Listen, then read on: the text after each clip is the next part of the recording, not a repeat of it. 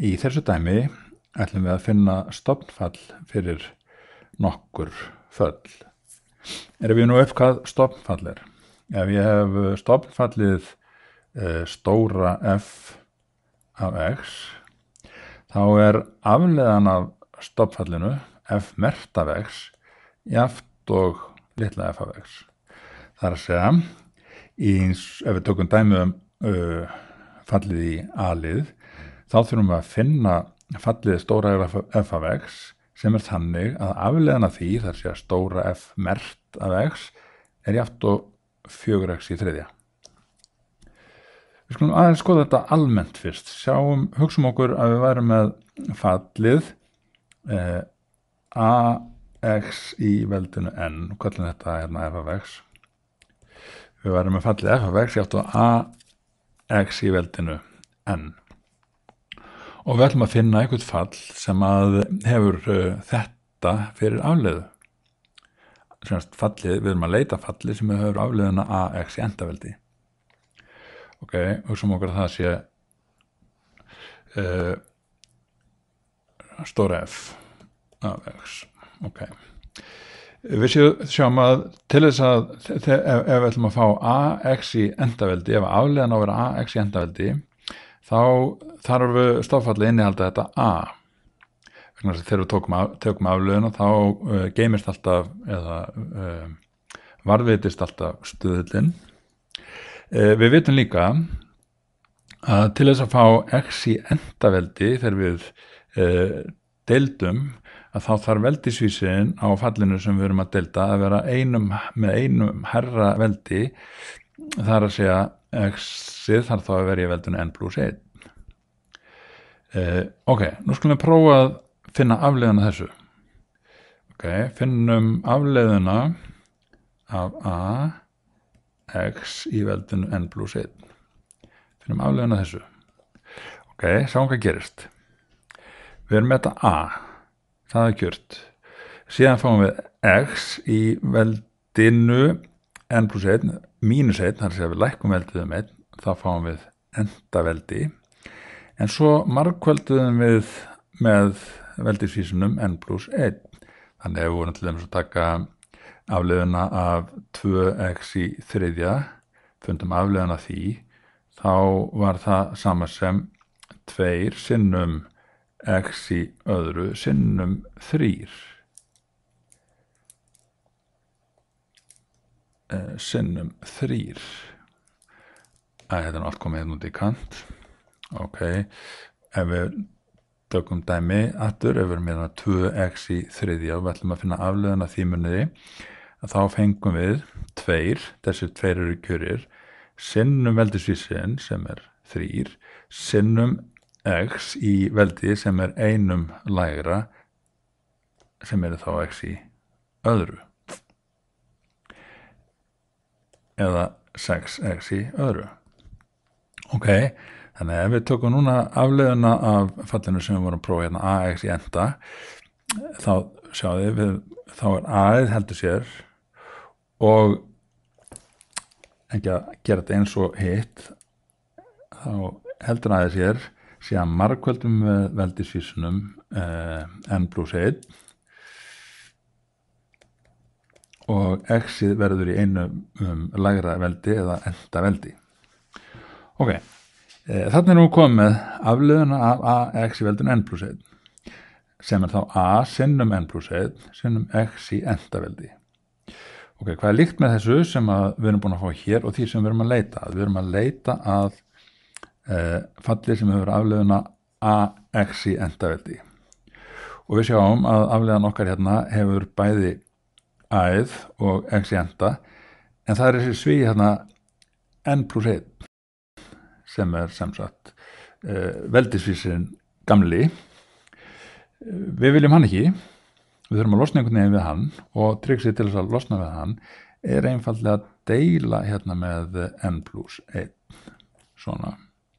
Því að þá styttist þetta út og við þurfum þá að deila hérna líka með n plus 1. Því að þá styttist þetta út og við erum komið með þar sem við vorum að leita að, sem sagt ax í enda. Ok, þá getum við hugsað okkur að við sem kannski búin að finna hérna leið til þess að gera þetta.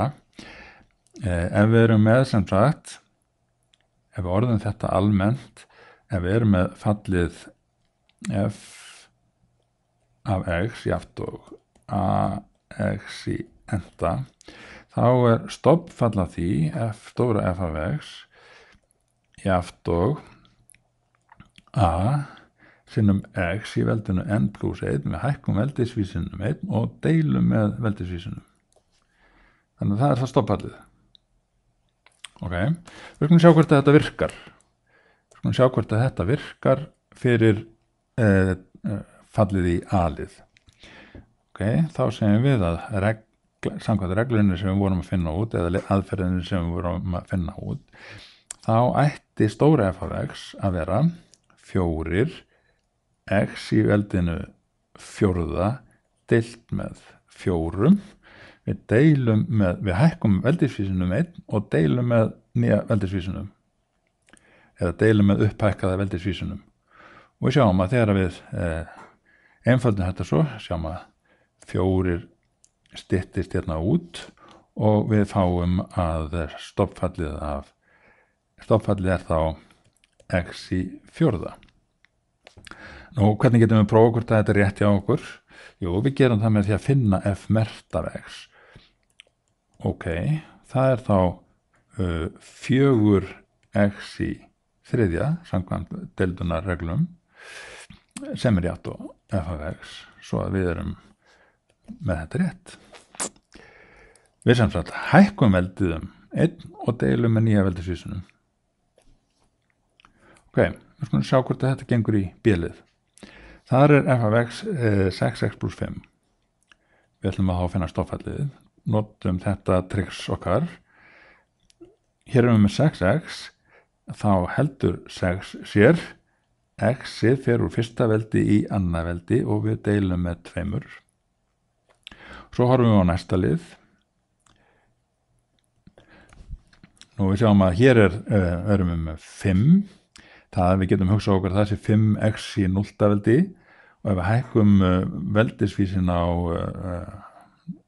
x í 0 1, fáum við x í 1. veldi og deilum svo með veldisvísinu sem er 1 sem hefur engin áhrif, þannig að stofnfallið af 5 er þá 5x. Við getum athugað hvort við höfum gert þetta rétt með því að taka afleiðuna stóra f mert af x. Ok, hvernig fundum við það? Já, við höfum kannski átt að einfalda þetta hérna. 6x í öðru aðrir, er það ekki 3x í öðru? Þannig að þegar við erum búin að einfalda þetta þá fáum við að stofnfallið sé 3x í öðru plus 5x. Skulum prófa að taka afleiðuna því. Það er þá 3, við tökum fyrir liðin 3 sinnum 2 x, við lækkum veldisvísunum 1, við margveldum veldisvísunum og lækkum hann 1.